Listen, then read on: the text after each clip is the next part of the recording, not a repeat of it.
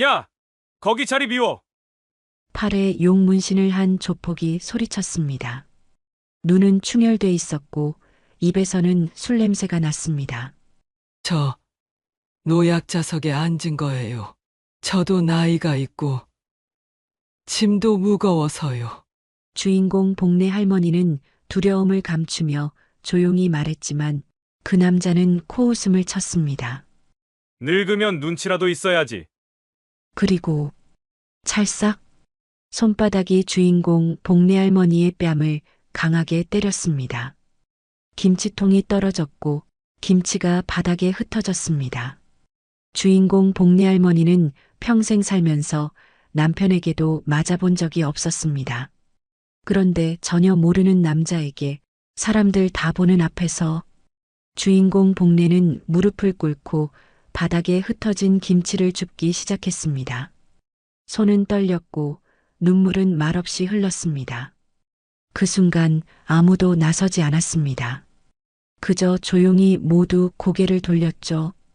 오늘의 이야기는 조폭에게 뺨을 세게 맞은 복례 할머니와 그 못된 조폭에게 사이다. 복수를 실현한 707특전사 여군 손녀 서율중위의 특별한 사연입니다. 끝까지 들어보시고 여러분의 소중한 댓글로 남겨주세요. 구독과 좋아요도 잊지 마시고 매일 새로운 영상을 놓치지 않으려면 알림 설정까지 부탁드려요. 새벽 6시 20분 김복래는 늘 그랬듯 1호선 6-4칸 첫 차에 몸을 실었습니다. 80 가까운 나이에도 늘 단정했고 무거운 김치통을 들고 딸 집으로 향하는 건 일상이었죠. 누가 보기엔 늙은 오지랖일지 몰라도 복래는 딸 미영이와 사위가 바쁜 맞벌이 생활 속에서 제대로 된 반찬 하나 못 먹는 게 안타까워 매일 이렇게 나서는 것이었습니다. 복래의 하루는 언제나 이렇게 시작됩니다. 새벽 5시 반에 일어나서 김치찌개를 끓이고 반찬을 챙겨 담고 딸 집으로 향하는 길. 서울역에서 환승하여 2호선으로 갈아타는 그 익숙한 루틴은 벌써 5년째 계속되고 있었죠. 딸 미영은 회사 일로 바쁘고 사위 정호는 야근이 잦아서 집에서 제대로 된 식사를 챙겨 먹기 어려웠거든요. 어머니, 매일 오시면 안 되는데요. 저희가 알아서 해요. 딸이 가끔 말하곤 했지만 복래는 아랑곳하지 않았습니다. 결혼한 지 10년이 넘은 딸이지만 여전히 요리 솜씨가 형편없었거든요. 라면이나 냉동식품으로 때우는 걸 보면 안타까웠어요. 더군다나 손녀 서유리가 707특전사 부대에서 힘든 훈련을 받고 있으니 휴가 나와서 집에 올 때만이라도 제대로 된 집밥을 먹일 수 있게 딸네 집 냉장고는 항상 채워놓고 싶었습니다. 서유리는 복래의 자랑이었어요. 어려서부터 똑똑하고 의지가 강했는데 대학교 졸업 후 장교로 입대해서 707특전사라는 엘리트 부대에서 복무하고 있었거든요. 뉴스에서 본 적이 있었어요. 우리나라 최고의 특수부대라고 하던데 훈련도 무척 힘들다고 했죠. 지하철 칸은 새벽이라 그리 붐비지 않았습니다. 몇몇 야근을 마치고 집으로 가는 직장인들과 새벽 일찍 출근하는 사람들이 조용히 앉아 있었죠. 복래는 늘 앉던 자리, 문 옆 노약자석에 자리를 잡았습니다. 김치통이 무거워서 서 있기엔 힘들었거든요. 그런데 그날은 달랐습니다. 다음 역에서 낯선 남자들이 올라탔어요. 문신, 담배 냄새, 큰 목소리로 욕설을 섞어가며 떠드는 소리. 복래는 자연스럽게 몸을 움츠렸습니다. 저런 사람들과는 마주치고 싶지 않았거든요. 남자들은 4명이었습니다. 모두 30대 중반 정도로 보였는데 옷차림새나 말투로 봐서는 좋은 사람들이 아니라는 게 한눈에 보였어요. 특히 그중 한 명은 목과 팔에 용 문신이 새겨져 있었고 눈빛이 험악했습니다. 어제 그 새끼 제대로 혼내줬지? 당연하지. 돈 안 갚으면 어떻게 되는지 똑똑히 보여줬어. 남자들의 대화 내용도 심상치 않았습니다. 복례는 더욱 몸을 작게 만들며 고개를 숙였어요. 야, 거기 자리 비워. 그중 하나가 복례를 향해 말했습니다. 용 문신을 한 남자였어요. 아줌마 못 들어? 복례는 고개를 들어 그 남자를 바라봤습니다. 술 냄새도 났고 눈이 충혈되어 있었어요. 저기 저는 노약자석에 앉아 있는 거예요. 복례는 조용히 말했습니다. 저도 나이가 있고 짐도 무거워서 복례의 목소리는 떨리고 있었어요. 무서웠지만 자리를 양보할 이유가 없다고 생각했거든요. 아, 진짜 답답하네. 늙으면 눈치라도 있어야지. 남자의 목소리가 점점 커졌습니다. 다른 승객들이 힐끔힐끔 쳐다보기 시작했어요. 하지만 아무도 나서지 않았습니다. 말이 끝나기가 무섭게 그 남자의 손바닥이 복례의 뺨을 세게 후려쳤습니다. 찰싹 소리가 조용한 지하철 칸에 울려 퍼졌어요. 복례는 충격에 김치통을 놓쳤고 바닥에 떨어진 김치가 여기저기 흩어졌습니다. 아이고, 복례는 뺨을 부여잡고 중얼거렸습니다. 뺨이 화끈거리고 귀가 윙윙거렸어요. 평생 살면서 남편에게도 맞아본 적이 없는데 전혀 모르는 사람에게 이런 일을 당하다니. 됐냐? 이제 비켜. 남자는 복례를 밀어내고 자리에 앉았습니다. 다른 승객들은 모두 고개를 돌렸어요. 누구도 나서지 않았습니다. 복례는 떨리는 손으로 김치를 주워 담으며 다른 자리로 옮겨갔습니다. 무릎을 꿇고 바닥에 흩어진 김치를 하나하나 담는 복례의 모습은 처량했어요. 김치통 뚜껑이 깨져서 김치 국물이 계속 새어나왔습니다. 복례의 뺨은 빨갛게 부어올랐고 손자국이 선명하게 남아 있었습니다. 왼손은 계속 떨렸고 가슴이 두근거렸어요. 하지만 복례는 아무 말도 하지 않았습니다. 그저 조용히 참고 견뎠죠. 지하철이 목적지에 도착했을 때 복례는 터벅터벅 내렸습니다. 김치통을 든 손이 아직도 떨리고 있었어요. 뺨의 아픔보다 마음의 상처가 더 컸습니다. 왜 저런 일을 당해야 하는지, 나이 든 사람에게 왜 저럴 수 있는지 이해할 수 없었거든요. 그날 저녁 복례는 딸 집에서 평소와 다름없이 저녁 준비를 했습니다. 하지만 왼쪽 뺨의 붓기는 여전했고 손은 가끔씩 떨렸어요. 거울을 볼 때마다 선명한 손자국이 눈에 띄었지만 복례는 애써 신경 쓰지 않는 척했습니다. 딸과 사위에게 걱정을 끼치고 싶지 않았거든요. 어머니, 얼굴이 왜 그래요? 딸 미영이 퇴근 후 복례의 얼굴을 보고 깜짝 놀랐습니다. 어디 부딪히셨어요? 복례는 손사래를 치며 아무것도 아니야. 문짝에 살짝 부딪혔을 뿐이라고 둘러댔어요. 미영은 의심스러워했지만 더 이상 묻지 않았습니다. 그런데 바로 그때 현관문이 열리며 누군가 들어왔습니다. 할머니, 저 왔어요. 익숙한 목소리에 복례는 깜짝 놀랐어요. 서율이었습니다. 707특전사 부대에서 갑작스럽게 휴가를 받고 집에 온 것이죠.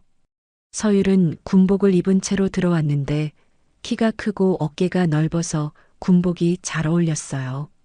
평소보다 더 날카로워 보이는 눈빛과 단단해진 몸매에서 특전사 훈련의 흔적이 역력했습니다. 엄마, 할머니, 깜짝 휴가 나왔어요. 내일까지만 있다가 들어가야 해요. 하지만 서율의 시선이 복례의 얼굴에 머물렀습니다. 특전사 훈련을 받은 서율의 눈에는 평범한 사람들이 놓치는 것들이 보였어요. 할머니 뺨의 붓기, 손자국의 모양, 그리고 평소와 다른 움츠러든 어깨. 이런 상처는 문짝에 부딪혀서 생기는 게 아니라는 걸 서율은 알고 있었습니다. 할머니, 얼굴이 왜 그래요? 서율의 목소리에는 평소와 다른 날카로움이 있었어요. 누가 그랬어요? 복례는 당황했습니다. 서율의 눈빛이 너무 예리해서 거짓말을 할 수가 없었거든요. 아니야, 그냥 실수로 할머니, 저한테 거짓말하지 마세요. 서율은 복례에게 다가가 조심스럽게 얼굴을 살펴봤습니다. 이건 누군가 손바닥으로 때린 상처예요. 크기나 각도를 보면 성인 남성의 손이고 상당한 힘으로 때린 거예요. 복례는 결국 고백할 수밖에 없었습니다. 지하철에서 있었던 일을 차근차근 이야기했어요. 노약자석에 앉아 있었는데 문신한 남자들이 올라와서 자리를 비키라고 했고 거절했더니 뺨을 때렸다는 것까지. 서율의 얼굴이 점점 굳어졌습니다. 주먹을 꽉 쥐고 있는 게 보였어요. 그 사람들이 누구예요? 어떻게 생겼어요? 서율의 목소리는 차가웠습니다. 평소 온화한 손녀와는 전혀 다른 모습이었어요. 서율아, 그냥 넘어가자. 괜찮아. 복례는 서율의 손을 붙잡았습니다. 내가 괜히 일에 휘말리면 어떻게 해? 군인인데 문제 생기면 안 되잖아. 하지만 서율의 마음속에는 이미 분노가 끓어오르고 있었어요. 그날 밤 서율은 잠들지 못했습니다. 할머니가 당한 일이 머릿속에서 계속 맴돌았어요. 77세 할머니에게 손을 올린다는 것, 그것도 노약자석에 앉아 있는 할머니를 때린다는 게 도저히 용납할 수 없었습니다. 707특전사에서 배운 것은 단순히 전투 기술만이 아니었어요. 약한 자를 보호하고 정의를 실현하는 것이 군인의 의무라고 배웠거든요. 다음 날 새벽 서율은 조용히 일어났습니다. 할머니는 여전히 새벽 첫 차를 타려고 준비하고 있었어요. 할머니, 오늘은 제가 같이 가요. 왜? 너는 휴가 중인데. 할머니 혼자 다니시는 게 걱정되어서요. 복례는 서율과 함께 지하철역으로 향했습니다. 어제와 같은 시간, 같은 칸에 올랐어요. 서율은 평상복을 입고 있었지만 훈련받은 군인의 기운은 숨길 수 없었습니다. 주변을 살피는 눈빛, 언제든 움직일 수 있게 준비된 자세. 저기요. 서율이 옆에 앉은 아주머니에게 말을 걸었습니다. 혹시 어제 이 시간에 이 칸에서 할머니가 맞는 걸 보셨어요? 그 아주머니는 고개를 끄덕였어요. 어머, 그 일 말이야? 참 안 됐더라고. 그런데 아무도 나서지 못했어. 무서워서. 어떤 사람들이었는지 기억나세요? 서율의 질문에 아주머니는 기억을 더듬었습니다. 4명 정도였는데 다 문신하고 험악하게 생겼더라고. 특히 그 할머니 때린 사람은 목에 용 문신이 크게 새겨져 있었어. 그리고 황룡파 뭐 그런 말을 하더라고. 황룡파? 서율은 그 이름을 기억해뒀습니다. 특전사에서 정보 수집 훈련을 받을 때 들어본 이름이었어요. 서울 강남을 중심으로 활동하는 중간 규모의 조직 폭력배였습니다.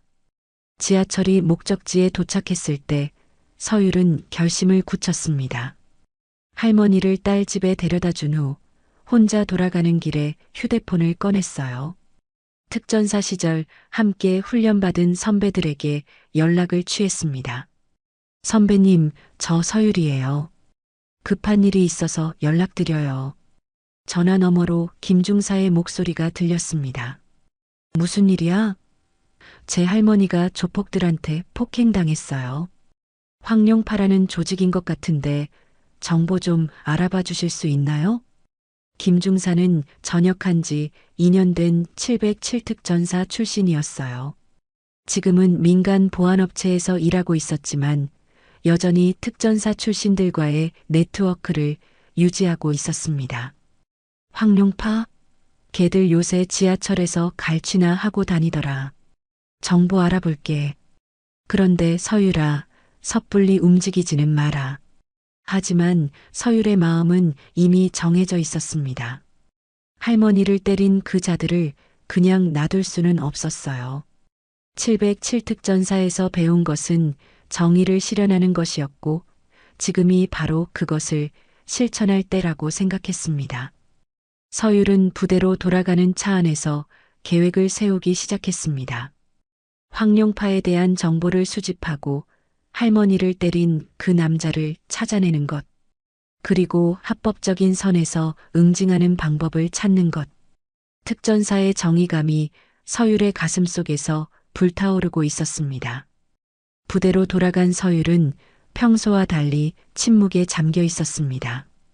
동료들이 말을 걸어도 대답이 짧았고 훈련에 집중하지 못하는 모습이 역력했어요. 점심시간이 되자 서율은 혼자 구석진 곳으로 가서 휴대폰을 꺼냈습니다. 김중사에게서 온 메시지가 있었어요.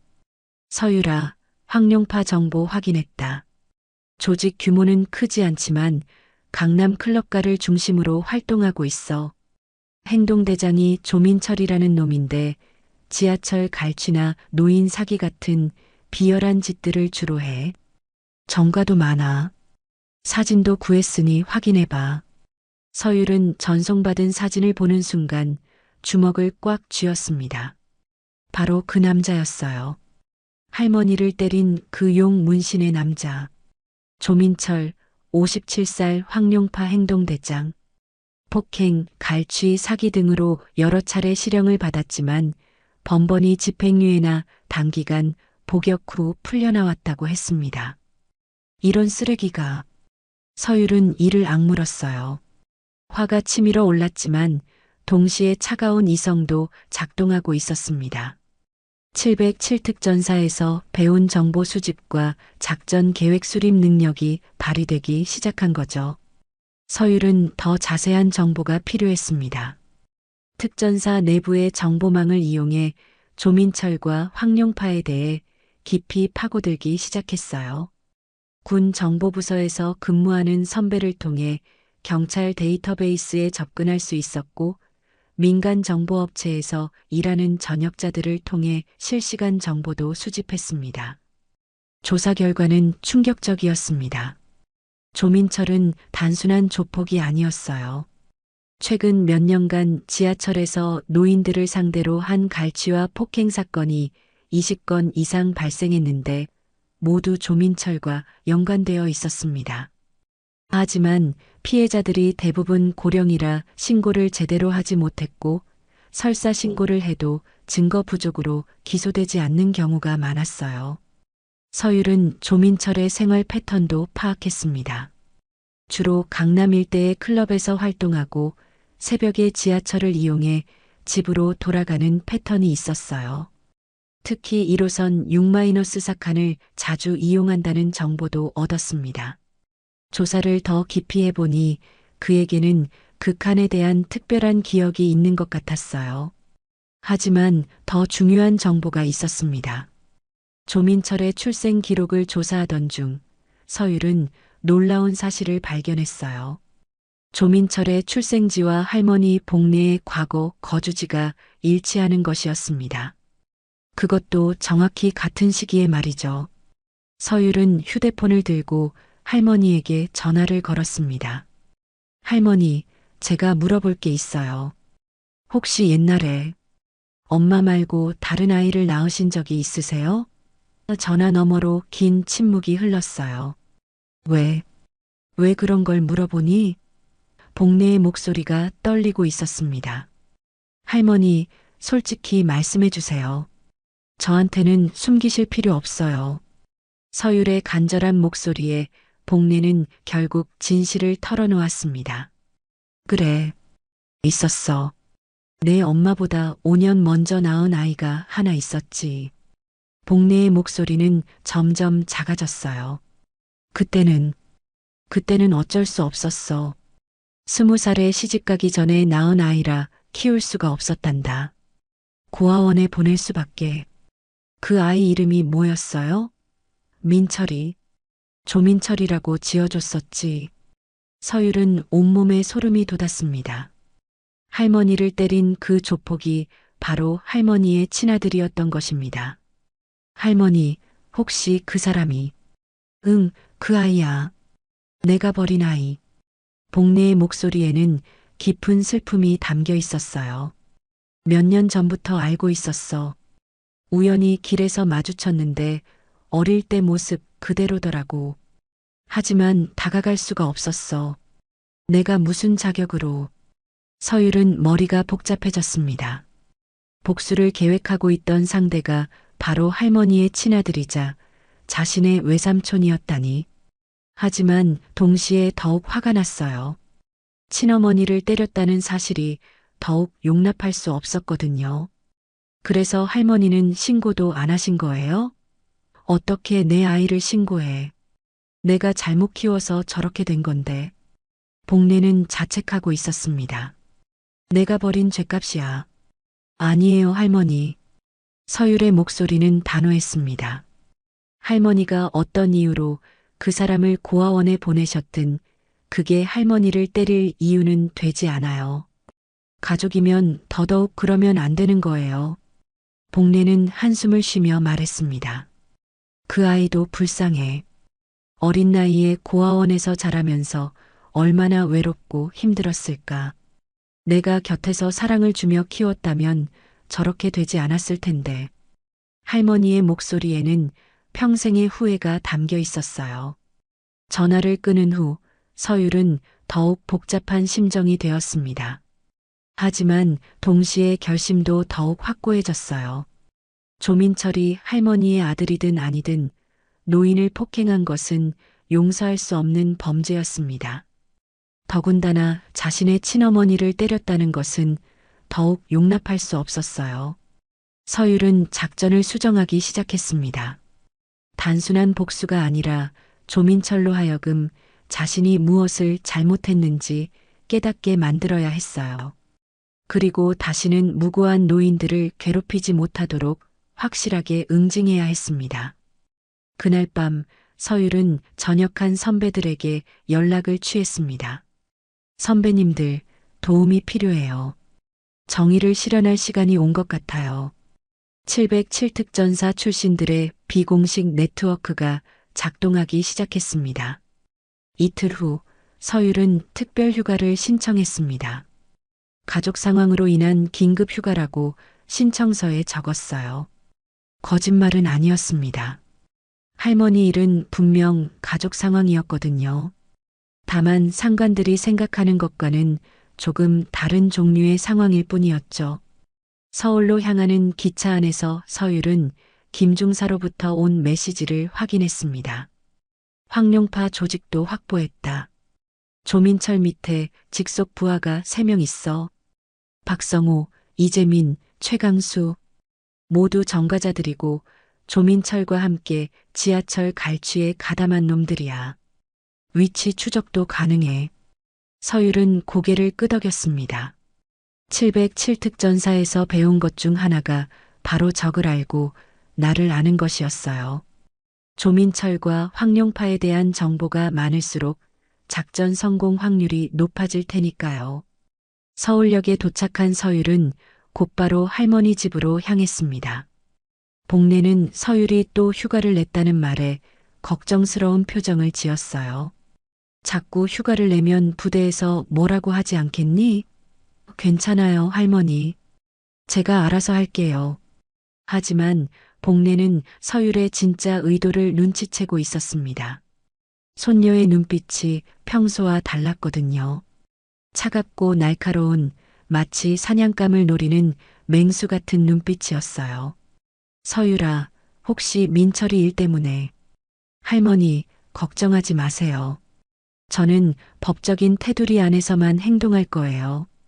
그날 밤 11시 서율은 강남의 한 카페에서 김중사와 만났습니다. 김중사와 함께 온 사람은 박상이었어요. 역시 707특전사 출신으로 현재는 민간 보안업체 대표로 일하고 있었습니다. 서율아, 오랜만이다. 그런데 이번 일이 좀 위험할 수도 있어. 정말 괜찮겠어? 선배, 제 할머니를 때린 놈들이에요. 그냥 넘어갈 수는 없어요. 서율의 목소리는 단호했습니다. 그리고 저희가 직접 폭력을 쓰지는 않을 거예요. 합법적인 방법으로 응징할 겁니다. 박상희가 테이블 위에 태블릿을 올려놓고 화면을 켰습니다. 황룡파 조직도야. 조민철이 보스고 밑에 직속 부하 3명이 있어. 주요 수입원은 클럽 상납금과 지하철 갈취, 그리고 노인 대상 보이스피싱이야. 참 비열한 놈들이지. 서율은 화면을 주의 깊게 살펴봤습니다. 조민철의 행동 패턴, 부하들의 역할 분담, 그들이 자주 가는 장소들까지 상세하게 정리되어 있었어요. 이 정보들은 어떻게 구한 거예요? 우리 업체에서 클럽 보안 일을 하다 보니 자연스럽게 알게 된 거야. 합법적으로 얻은 정보들이니 걱정하지 마. 김중사가 커피를 한 모금 마시고 말했습니다. 서유라, 그런데 진짜 조민철이 내 할머니 아들이 맞아? 네, 확인했어요. 할머니가 직접 인정하셨고 출생 기록도 일치해요. 그럼 더 복잡하겠네. 가족이잖아. 가족이라서 더 용서할 수 없어요. 서율의 목소리에는 분노가 담겨 있었습니다. 친어머니를 때리는 놈이 어디 있어요? 그것도 77세 할머니를 말이에요. 가족이면 더더욱 보호해야 하는 거 아닌가요? 박상희가 고개를 끄덕였습니다. 맞는 말이야. 그럼 계획을 세워보자. 일단 조민철 혼자를 타겟으로 하는 게 좋을 것 같은데? 아니에요. 부하들부터 정리하고 조민철은 마지막에 하고 싶어요. 할머니를 때릴 때 같이 있던 놈들이니까 똑같이 책임져야죠. 서율은 자신만의 계획을 설명하기 시작했습니다. 첫 번째 타겟은 박성호예요. 조민철의 오른팔 역할을 하는 놈이죠. 이놈부터 무력화시키면 조직이 흔들릴 거예요. 김중사와 박상희는 서율의 치밀한 계획에 감탄했어요. 그런데 서율아, 어떤 방식으로 응징할 생각이야? 우리가 직접 때릴 수는 없잖아. 박상희의 질문에 서율은 미소를 지었습니다. 선배님들, 707특전사에서 뭘 배웠는지 잊으셨어요? 물리적 폭력만이 응징의 전부가 아니잖아요. 서율은 태블릿 화면을 넘기며 설명했습니다. 박성호는 현재 부동산 사기로 수사를 받고 있어요. 하지만 증거 부족으로 기소되지 못하고 있죠. 그런데 만약 결정적인 증거가 나온다면? 아, 그 증거를 우리가 제공한다는 거구나. 맞아요. 합법적으로 수집한 증거를 경찰에 제보하는 거예요. 그리고 이재민은 클럽에서 마약 거래를 하고 있어요. 이것도 신고하면 될 일이고요. 서율의 계획은 치밀했습니다. 직접적인 폭력 대신 법적 처벌을 통한 응징이었어요. 최강수는 어떻게 할 거야? 이놈은 좀 특별해요. SNS에서 자신의 범죄 행위를 자랑하는 습관이 있거든요. 이걸 모아서 경찰에 제보하고 동시에 언론에도 제공할 생각이에요. 사회적 매장이 목적이죠. 김중사가 고개를 끄덕였습니다. 좋은 계획이야. 그럼 조민철은 좀 더 특별한 방법을 생각하고 있어요. 할머니와의 관계를 알게 하고 자신이 무엇을 했는지 깨닫게 만들고 싶어요. 세 사람은 늦은 밤까지 세부 계획을 논의했습니다. 각자의 역할 분담, 증거 수집 방법, 타이밍 등을 꼼꼼히 정했어요. 707특전사에서 함께 훈련받은 경험이 있어서 호흡이 척척 맞았습니다. 그런데 서율아, 정말 확신해? 이 일이 끝나면 내군 생활에도 영향이 있을 수 있어. 박상희의 걱정에 서율은 단호하게 답했습니다. 선배배, 707특전사에서 배운 게 뭐예요? 정의를 실현하고 약한 자를 보호하는 거잖아요. 지금이 바로 그걸 실천할 때예요. 다음 날부터 작전이 시작되었습니다. 서율과 선배들은 각자 맡은 역할에 따라 움직이기 시작했어요. 황룡파의 부하들을 하나씩 무력화시키는 정교한 작전이 조용히 진행되고 있었습니다. 작전 개시 첫날, 서율은 강남의 한 고급 음식점에서 박성호를 관찰하고 있었습니다. 황룡파의 2인자인 박성호는 매주 화요일마다 이곳에서 부동산 브로커들과 만나 불법 거래를 논의하는 습관이 있었어요. 서율은 멀리 떨어진 테이블에 앉아 박성호의 대화를 녹음하고 있었습니다. 이번 강서구 아파트 건은 어떻게 됐어? 박성호가 브로커에게 물었습니다. 순조롭게 진행되고 있습니다. 가짜 서류도 완벽하고 피해자는 아직 모르고 있어요. 좋아. 이번 건으로 3억은 건질 수 있겠네. 서율은 휴대폰으로 모든 대화를 녹음했습니다. 동시에 김중사가 보내준 소형 카메라로 박성호가 건네는 서류들도 촬영했어요. 부동산 사기의 결정적 증거들이 속속 수집되고 있었습니다. 1시간 후 박성호가 음식점을 나서자 서율도 조용히 뒤를 따랐습니다. 707특전사에서 배운 미행 기술이 빛을 발하는 순간이었어요. 박성호는 전혀 눈치채지 못했습니다. 박성호는 강남의 한 오피스텔로 향했습니다.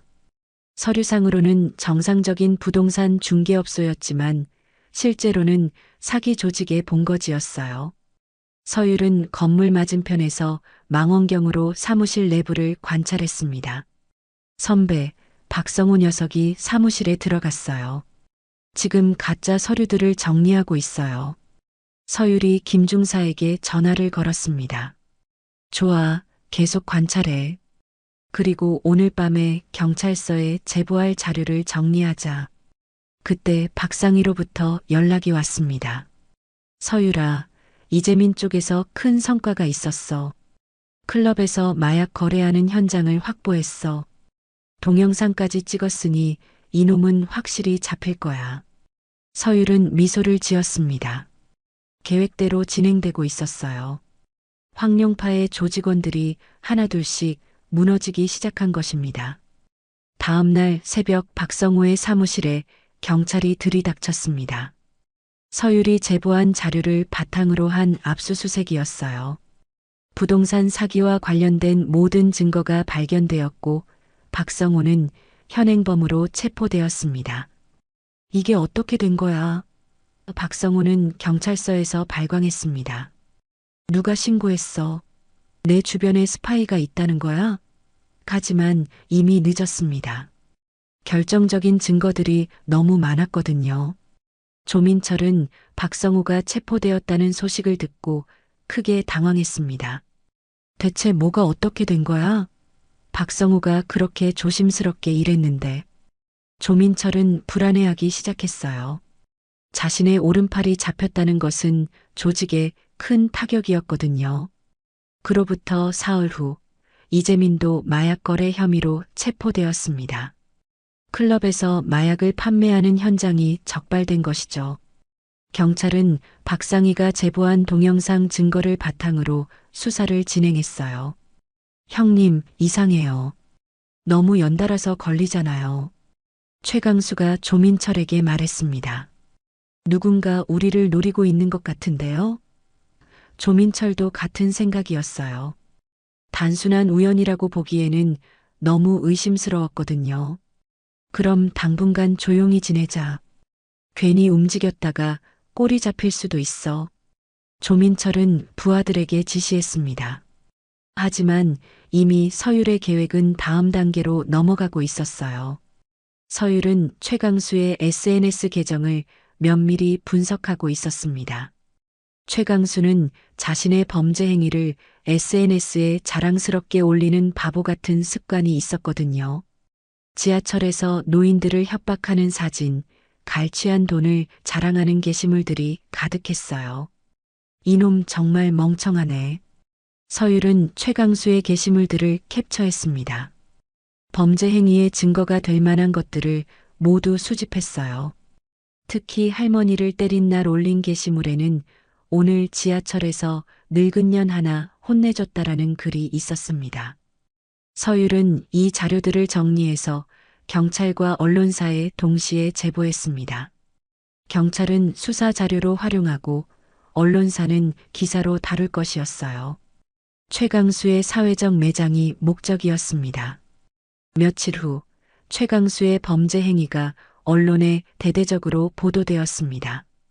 SNS로 범죄 자랑한 조폭, 노인 폭행까지 인증이라는 제목의 기사가 포털 사이트 메인에 올라왔어요. 최강수의 실명과 사진까지 공개되면서 그는 완전히 사회적으로 매장되었습니다. 형님, 저 어떻게 해요? 온 세상 사람들이 저를 알아봐요. 최강수는 조민철에게 울상을 지으며 말했습니다. 길에서도 사람들이 손가락질하고 집 앞에는 기자들이 몰려와 있어요. 조민철은 심각한 표정이 되었습니다. 부하 3명이 모두 무력화된 상황이었어요. 박성호는 구속되었고 이재민도 마약 혐의로 재판을 기다리고 있었습니다. 최강수는 사회적으로 완전히 매장되어 더 이상 조직 활동을 할 수 없는 상태였어요. 누군가 우리를 체계적으로 무너뜨리고 있어. 조민철은 확신했습니다. 이건 우연이 아니야. 누군가 치밀하게 계획해서 우리를 공격하고 있는 거야. 하지만 조민철은 자신을 공격하는 상대가 누구인지 알지 못했습니다. 설마 자신이 지하철에서 때린 그 할머니의 손녀가 707특전사 출신이라는 것은 꿈에도 생각하지 못했거든요. 서율은 멀리서 조민철을 관찰하고 있었습니다. 황룡파의 조직원들이 하나씩 무너지자 조민철이 점점 초조해하는 모습이 보였어요. 이제 마지막 단계만 남았습니다. 조민철 본인을 응징하는 것이었죠. 선배님들, 1차 작전이 성공적으로 끝났어요. 이제 조민철만 남았어요. 서율이 김중사와 박상희에게 보고했습니다. 마지막이 가장 중요해. 조민철에게는 단순한 법적 처벌이 아니라 자신이 무엇을 잘못했는지 깨닫게 해야 해. 서율의 눈빛이 차갑게 빛났습니다. 조민철과의 마지막 대결이 다가오고 있었어요. 친어머니를 때린 그 죗값을 치르게 할 시간이 온 것입니다. 조민철은 혼자 남겨진 상황에서 점점 초조함에 빠져들고 있었습니다. 부하들이 하나둘씩 무너지자 누군가 자신을 노리고 있다는 확신이 들었어요. 평소 자주 가던 클럽에도 나가지 않고 집에서만 칩거하며 술로 하루하루를 보내고 있었습니다. 대체 누가 우리를 이렇게 만든 거야? 조민철은 소주병을 기울이며 중얼거렸습니다. 머릿속으로는 그동안 자신이 괴롭혔던 사람들의 얼굴이 스쳐 지나갔어요. 하지만 그중 누구도 이렇게 체계적으로 복수할 능력이 있어 보이지는 않았습니다. 서율은 조민철의 집 근처에서 며칠째 그를 관찰하고 있었습니다. 아파트 맞은편 카페에 앉아 망원경으로 조민철의 동향을 파악하고 있었어요. 조민철이 점점 초조해하고 있다는 것이 행동으로도 드러나고 있었습니다. 선배, 조민철이 거의 집에서 나오지 않아요. 술만 마시고 있는 것 같아요. 서율이 김중사에게 보고했습니다. 좋아. 그럼 이제 마지막 단계로 넘어가자. 조민철을 지하철 6-4칸으로 유도하는 거야. 서율의 계획은 단순했지만 효과적이었습니다. 조민철이 자주 가던 클럽에서 가짜 전화를 걸어 급한 일이 있다고 부르는 것이었어요. 박상희가 변조된 목소리로 조민철에게 전화를 걸었습니다. 형님, 저 클럽 매니저 김성수예요. 급한 일이 있어서 연락드려요. 뭔 일이야? 나 지금 상황이 안 좋아. 돈 문제예요. 경찰 수사 때문에 급하게 정리해야 할 게 있어요. 오늘 밤 12시에 클럽으로 와주세요. 조민철은 잠시 망설였습니다. 밖에 나가기가 꺼려졌지만 돈 문제라면 무시할 수 없었어요. 알겠어. 12시에 갈게. 조민철은 결국 약속을 잡았습니다. 그날 밤 11시 30분 조민철은 집을 나섰습니다. 평소보다 더 조심스럽게 주변을 살피며 지하철역으로 향했어요. 서율은 멀리서 조민철을 따라가며 모든 동선을 파악했습니다. 조민철이 1호선 6-4칸에 올라탔을 때 서율도 같은 칸에 올라탔습니다. 하지만 조민철은 서율을 알아보지 못했어요. 서율은 조민철로부터 몇 자리 떨어진 곳에 앉았습니다. 지하철이 출발하고 몇 정거장을 지나자 서율은 조용히 일어나 조민철 앞으로 다가갔습니다. 실례합니다. 혹시 조민철 씨 맞으세요? 조민철은 깜짝 놀라며 서율을 쳐다봤어요. 누구야? 나를 어떻게 아는데? 조민철의 목소리에는 경계심이 가득했습니다. 저는 김복래 할머니의 손녀 한서율이라고 합니다. 서율이 조용히 말했습니다. 조민철의 얼굴이 순간 창백해졌습니다. 김복래라는 이름을 듣는 순간 머릿속이 복잡해졌어요. 김복래. 그 할머니가? 네, 맞습니다. 며칠 전에 이 지하철에서 뺨을 때리신 그 할머니요. 저는 707특전사 중의 한서율입니다. 서율이 신분을 밝히자 조민철은 더욱 놀랐습니다. 특전사라고? 그럼 너가 우리 조직을 박살낸 게 너야? 그렇습니다. 할머니를 때린 죗값을 치르게 하려고요. 조민철 씨, 아니 정확히는 조민철 외삼촌이라고 해야겠네요. 서율의 말에 조민철은 당황했습니다. 뭐라고? 외삼촌이라니 무슨 소리야? 김복래 할머니가 20세에 낳아서 고아원에 보낸 아들, 그게 바로 당신이잖아요. 조민철은 마치 벼락을 맞은 것 같았습니다. 어떻게 그걸 알아? 조사했으니까요. 그리고 할머니도 인정하셨어요. 당신이 그분의 아들이라는 것을. 그럼 내가 때린 그 할머니가, 네, 당신의 친어머니예요. 서율의 말에 조민철은 머리가 하얗게 변했습니다. 자신이 친어머니를 때렸다는 사실을 깨달은 것이죠. 아니야. 그럴 리가 없어. 조민철은 부정하려 했습니다. 하지만 마음 한구석에서는 이미 알고 있었어요. 몇 년 전부터 그 할머니를 본 적이 있었고 왠지 낯익다고 생각했었거든요. 조민철은 손을 떨며 머리를 감쌌습니다. 갑자기 어릴 적 고아원에서의 기억들이 떠올랐어요. 다른 아이들은 부모님이 면회를 오는데 자신만 혼자였던 그 외로움. 왜 자신을 버렸는지 원망했던 그 마음들이 모두 되살아났습니다. 그래도 나를 버린 건 사실이잖아. 조민철이 소리쳤습니다. 20살에 나를 낳고 고아원에 버렸잖아. 나는 평생 혼자 살았어. 그래서 복수하신 건가요? 77세 할머니에게? 서율의 목소리는 차가웠습니다. 본인도 모르시는 할머니를 때려서 본인 마음이 시원해지셨나요? 할머니는 평생 당신을 그리워하셨어요. 서율이 말했습니다. 당신을 고아원에 보낸 것을 평생 후회하시면서 말이에요. 그런데 당신은 그런 할머니를 때렸어요. 조민철의 눈에서 눈물이 흘러내렸습니다. 내가 어머니를.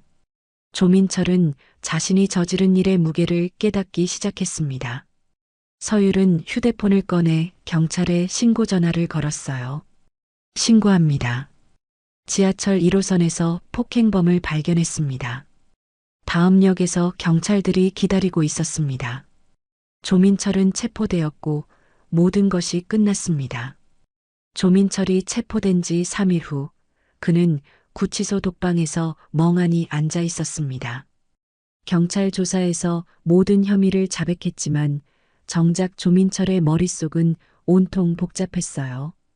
자신이 때린 할머니가 친어머니라는 사실이 아직도 믿어지지 않았거든요. 면회 왔습니다.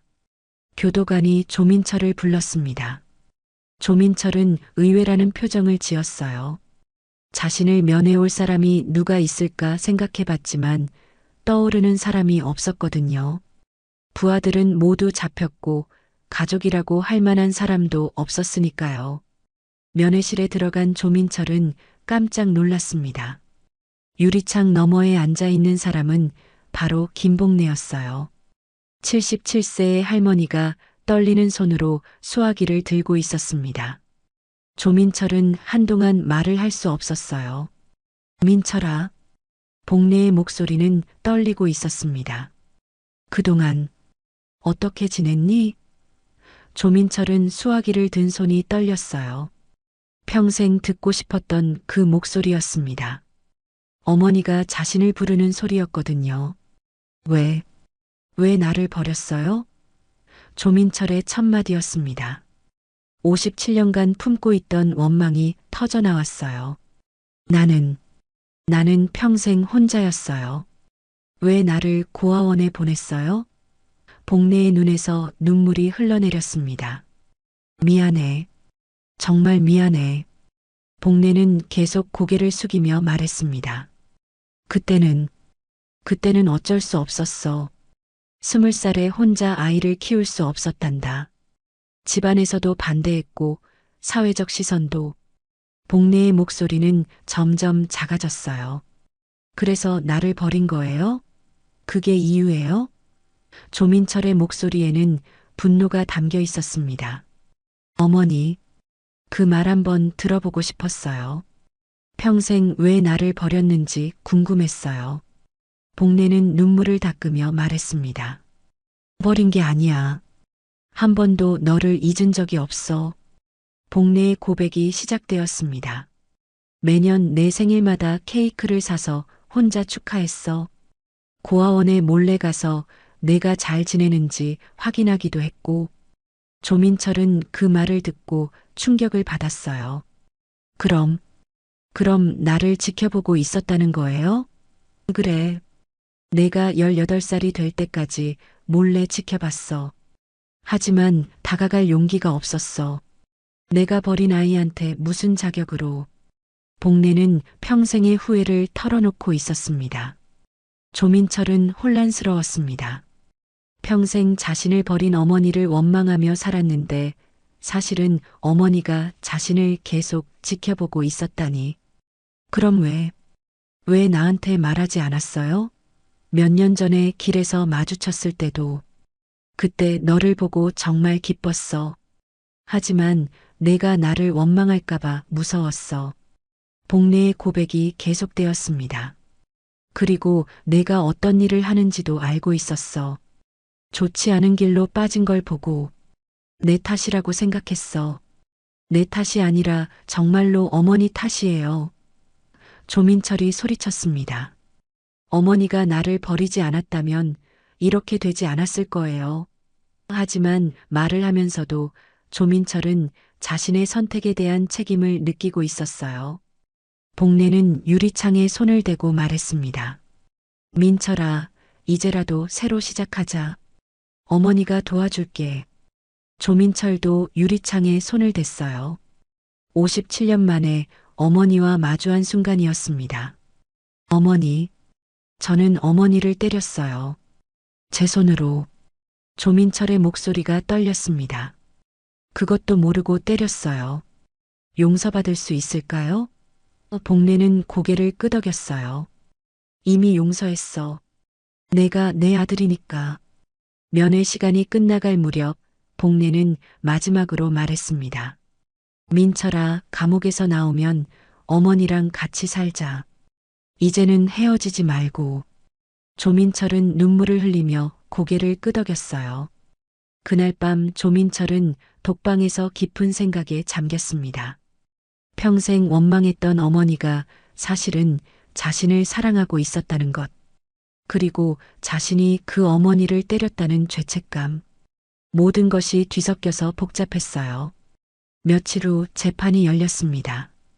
조민철은 모든 혐의를 인정했고 특히 노인 폭행에 대해서는 깊이 반성한다고 말했습니다. 제가 때린 분이 제 친어머니라는 걸 알았습니다. 평생 후회하며 살 것입니다. 판사는 조민철에게 징역 3년을 선고했습니다. 피고인이 진심으로 반성하고 있고 피해자와의 합의도 이루어진 점을 참작하여 형을 정합니다. 복례는 방청석에서 조민철을 바라보며 눈물을 흘렸어요. 재판이 끝난 후 서율은 할머니와 함께 법원을 나섰습니다. 할머니, 정말 괜찮으세요? 괜찮아. 이제 내 아들을 찾았으니까. 복내의 얼굴에는 평화로운 미소가 있었어요. 3년 후에 출소하면 정말 함께 사실 거예요? 서율이 물었습니다. 그럼, 이제는 놓치지 않을 거야. 평생 함께 살면서 그동안 못해준 사랑을 다 해줄 거야. 복내의 말에는 확신이 담겨 있었습니다. 조민철은 교도소로 향하는 호송차 안에서 창밖을 바라봤습니다. 3년 후 출소하면 어머니와 함께 새로운 삶을 시작할 수 있을 것이라는 희망이 생겼어요. 평생 찾던 가족을 이런 식으로 만나게 될 줄은 몰랐지만 이제라도 늦지 않았다고 생각했습니다. 서율은 부대로 돌아가면서 생각했습니다. 복수는 끝났지만 진짜 중요한 건 할머니와 외삼촌이 화해하게 된 것이었어요. 707특전사에서 배운 정이란 이런 것이 아닐까 싶었습니다. 3년이 흘렸습니다. 조민철은 오늘 출소하는 날이었어요. 교도소 정문 앞에는 김복래가 서 있었습니다. 80세가 된 할머니는 예전보다 더 늙어 보였지만 얼굴에는 환한 미소가 떠올라 있었어요. 3년간 매주 면회를 오면서 기다려온 이 순간이었습니다. 민철아. 복래는 아들을 보자마자 달려가 안았습니다. 조민철도 어머니를 꼭 껴안았어요. 57년 만에 처음으로 나누는 진짜 포옹이었습니다. 어머니, 기다려주셔서 고마워요. 조민철의 목소리는 떨리고 있었어요. 뭘 고마워해. 어머니는 당연한 일한 거야. 복래는 조민철의 손을 잡았습니다. 이제 집에 가자. 내 방도 다 준비해놨어. 복래는 3년 전부터 조민철을 위한 방을 준비하고 있었거든요. 복래의 집으로 향하는 길에 조민철은 많은 것이 변했다는 걸 느꼈습니다. 예전에 자신이 활동하던 강남 일대도 많이 달라져 있었어요. 황룡파라는 조직은 이미 완전히 해체되었고 과거의 동료들도 모두 다른 길을 걷고 있었습니다. 집에 도착하자 복래는 부엌으로 향했습니다. 잠깐만 기다려. 내가 좋아할 만한 걸 해줄게. 조민철은 거실에 앉아 집안을 둘러봤어요. 작지만 깔끔한 집이었고 곳곳에 자신의 어린 시절 사진들이 걸려 있었습니다. 어머니, 이 사진들은 내가 고아원에 있을 때 몰래 찍은 거야. 복래가 부엌에서 대답했습니다. 매년 내 생일날이면 이 사진들을 보면서 축하했어. 조민철은 그제야 어머니가 얼마나 자신을 그리워했는지 실감했어요. 며칠 후 서율이 휴가를 내고 집에 왔습니다. 3년 만에 만나는 외삼촌과 손녀의 만남이었어요. 서율은 조민철을 보자마자 깊게 인사했습니다. 외삼촌, 정말 많이 변하셨네요. 조민철도 서율에게 고개를 숙였습니다. 서율아, 미안해. 정말 미안해. 이제 그런 말 하지 마세요. 우리 가족이잖아요. 서율의 따뜻한 말에 조민철은 눈물이 났어요. 외삼촌, 새로 시작하는 거 도와드릴게요. 서율이 말했습니다. 제가 아는 분 중에 일자리 소개해 주실 수 있는 분이 계세요. 물론 쉽지는 않겠지만 성실하게 하시면 될 거예요. 조민철은 건설 현장에서 일하기 시작했습니다. 힘든 일이었지만 불평하지 않았어요. 매일 새벽 5시에 일어나서 현장으로 나가고 저녁에는 어머니와 함께 식사를 하는 것이 일상이 되었습니다. 어느 날 조민철은 지하철 1호선 6-4칸을 탔습니다. 예전에 할머니를 때렸던 바로 그 칸이었어요. 노약자석에는 한 할머니가 앉아 계셨는데 무거운 짐을 들고 계셨습니다. 할머니, 제가 들어드릴게요. 조민철이 다가가서 짐을 들어드렸습니다. 고맙구나, 젊은이야. 할머니가 고마워하셨어요. 조민철은 그 순간 마음이 따뜻해지는 걸 느꼈습니다. 집에 돌아와서 조민철은 복래에게 말했습니다. 어머니, 오늘 지하철에서 할머니 한 분을 도와드렸어요. 그래, 잘했네. 복내는 아들의 변화가 기뻤어요. 예전에는 노인분들을 괴롭혔는데 이제는 도와드리고 싶어요. 조민철의 말에 복내는 눈물을 흘렸습니다. 정말 많이 변했구나. 어머니 덕분이에요. 사랑받는다는 걸 알게 되니까 다른 사람들에게도 사랑을 주고 싶어져요. 1년이 더 지났습니다. 조민철은 건설 현장에서 성실하게 일해서 반장으로 승진했어요. 동료들도 그를 믿고 따랐습니다. 과거를 모르는 사람들에게 조민철은 그냥 성실한 중년 남자였어요. 복내는 81세가 되었지만 여전히 건강했습니다. 매일 아침 조민철과 함께 산책을 하고 저녁에는 함께 뉴스를 보는 것이 일상이 되었어요. 서유리도 자주 놀러와서 가족들과 시간을 보냈습니다. 할머니, 정말 행복해 보이세요. 서유리 말했습니다. 그럼 내 아들을 되찾았으니까. 복내는 환한 미소를 지었어요. 그리고 너도 있고 완벽한 가족이야. 어느 저녁 조민철은 복내에게 말했습니다. 어머니, 제가 어머니를 때린 일은 평생 용서받을 수 없는 일이에요. 하지만 이제라도 효도하면서 살고 싶어요. 민철아, 그런 말 하지 마. 너는 이미 충분히 좋은 아들이야. 복내는 더 이상 새벽 첫 차를 타지 않았습니다. 매일 아침 아들과 함께 걸으면서 하루를 시작했어요. 때로는 지나가는 지하철을 보면서 극한을 기억하곤 했지만 이제는 아픈 기억이 아니라 가족을 되찾게 해준 소중한 장소로 생각했습니다. 이제 됐어. 그 아이 벌 받았으면 됐지. 복내가 말했습니다.